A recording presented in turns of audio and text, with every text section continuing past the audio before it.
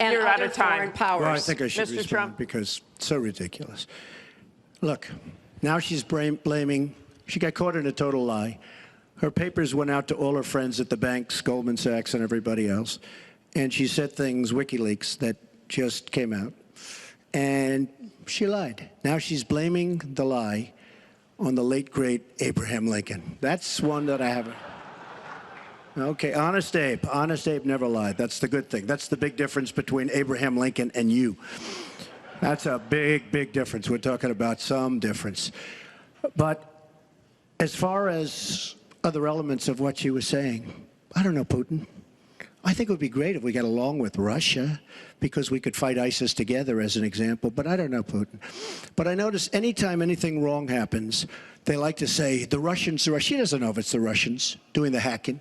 Maybe there is no hacking. But they always blame Russia. And the reason they blame Russia is because they think they're trying to tarnish me with Russia. I know nothing about Russia. I know about Russia, but I know nothing about the inner workings of Russia. I don't deal there. I have no businesses there. I have no loans from Russia.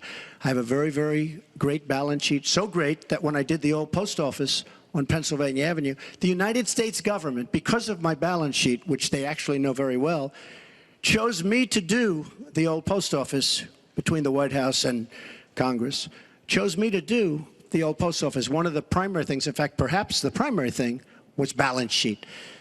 But I have no loans with Russia. You could go to the United States government and they would probably tell you that because they know my sheet very well in order to get that development I had to have. Now, the taxes are a very simple thing. As soon as I have, first of all, I pay hundreds of millions of dollars in taxes. Many of our friends took bigger deductions. Warren Buffett took a massive deduction.